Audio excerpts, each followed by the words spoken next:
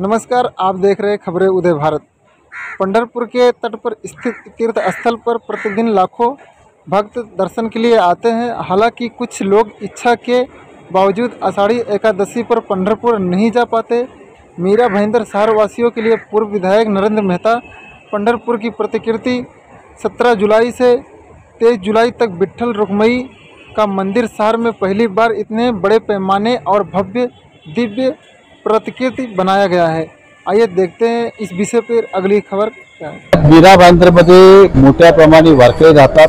त्या सर्वांची इच्छा असते की दरवर्षी आपण पंढरपूर दर्शनाला जाऊया। काही गर्दीमुळे, काही वयामुळे, काही इतर कारणामुळे ते जाऊ शकत नाही। तर मनात अशी भावना निर्माण झाली की आपण एक या ठिकाणी पंढरपूर प्रतिष्ठापन केलं तर त्या ठिकाणी अनेक भाविकांना दर्शन मिळेल। त्या उद्देशाने आम्ही पंढरपूर स्थापना केली, विठ्ठलांची आणि रुक्माईची स्थापना केली। विधिवत आषाढी एकादशीचा पहिला कार्यक्रम होता, पण भक्तजनांची इच्छा होती की आपण या ठिकाणी कीर्तन सप्ताह साजरा करूया। मग आज आपण बघताना तो कार्यक्रम 17 तारखेपासून 23 तारखेपर्यंत कीर्तन सप्ताहाचं आयोजन केलं। हजारोच्या संख्येने रोज भाविक या ठिकाणी येतात, दर्शन घेतात।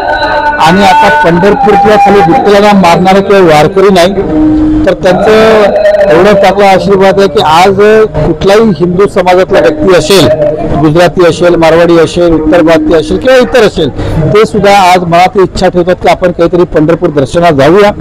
तर सर्वांची इच्छा पंढरपूरमध्ये जायची नक्कीच पूर्ण होईल। विठ्ठल त्या हात इकडे येतील, त्यांची जे काही इच्छा असेल ते विठ्ठल पूर्ण करतील। आणि त्या आपण बघितलं तर इतर सर्व संप्रदाय, सर्व समाजाचे लोक आज दर्शनाला उपस्थित आहेत। आम्हाला आनंद आहे की आम्ही ह्याला निमित्त मी नेहमी म्हणजे हा राजकारणातला विषय नाही, माझी मनात नेहमी एक खळखळ असते की माझे शहरातले नागरिक हे खुश राहावं, राज्यातले नागरिक हे खुश राहावं, सुखी राहावं, समृद्ध राहावं। आणि आम्ही आमच्यासाठी हेच प्रार्थना, आम्हाला एवढी शक्ती दे, ताकद दे की जेणेकरून या नागरिकांच्या सुख दुःखाचा आम्ही साथी होऊ शकू, हीच माझी नेहमी प्रार्थना असते। आणि मला संपूर्ण विश्वास आहे ज्या भावनाने लोक दर्शनात येतात, विठ्ठल आणि रुक्माई हे दोन्ही त्यांची इच्छा पूर्ण करतील। आम्ही अनेक वर्षापासून विविध काही ना काही निमित्ताने सुरुवात केली। आम्ही 27 वर्षापूर्वी गणेशोत्सव साजरा सुरुवात केली, आजपर्यंत कायम आहे। आम्ही नंतर जन्माष्टमीचा कार्यक्रम घेतला, 24 तोही आजपर्यंत कायम आहे। नवरात्र उत्सव आम्ही घेतला, नवरात्र उत्सव आमचा कायम आहे। हाही अशी मनात भावना आहे की कायम राहावं।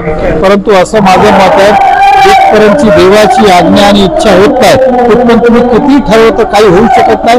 मला व्यक्तिगत माझी भावना विचारली, माझ्या कुटुंबाची, आमच्या कार्यकर्त्यांची, तर आमची इच्छा आहे की याच्यापेक्षा अजून सुंदर आम्हाला जे करता येईल पुढच्या वर्षी आम्ही नक्कीच करण्याचा प्रयत्न करू। आणि देवाने आम्हाला एवढी शक्ती ताकद द्यावी की असे आम्ही सण उत्सव आणि जे पुण्य दिवस आहे ते आम्हाला साजरा करता येईल। ही विठ्ठलांची कृपा आमच्यावर आहे की ही प्रतिकृती जे पंढरपूर स्थापन केली हे लोकांनाही आवडलं आणि लोकांना याचं दर्शन घ्यायचं सौभाग्य प्राप्त झालं। आता शेवटी आम्ही हे सगळं जे काय करतो आपण या शहरातल्या जनमानसासाठी, नागरिकांच्या सुख सुविधासाठी करतो। आणि या मीरा भाईंदर शहर त्याचं कौतुक केलं, हेच आम्हाला वाटतं की आम्हाला यश प्राप्त झालं। नाही, नक्कीच आता ऍडमिनिस्ट्रेटर महापालिकेत आहे आणि मीरा भाईंदरला विठ्ठल आणि रुक्माईच्या कृपेने भारतीय जनता पक्षाची सत्ता राहिली आणि भविष्यात सुद्धा येणार आहे। त्यावेळी नक्की याचा आम्ही गांभीर्याने विचार करू आणि वारकरी संप्रदायाला न्याय द्यायचा प्रयत्न करू। सर्व या शहरातल्या जनतेला आषाढी एकादशीच्या या शुभेच्छा देतो की आपण स्वस्थ राहा, मस्त राहा, खुश राहा, यशस्वी व्हा आणि समृद्ध राहा। आणि ज्यावेळी एका गावामध्ये ज्यावेळी विठ्ठलाची स्थापना असते त्याचा जो आहे संपूर्ण मीरा भाईंदर क्षेत्रावर त्याचा प्रभाव होतो, एक पॉझिटिव्ह एनर्जी निर्माण होतो आणि याचा लाभ शहरवासियांना मिळतो, अशी माझी शुभेच्छा आहे। सकल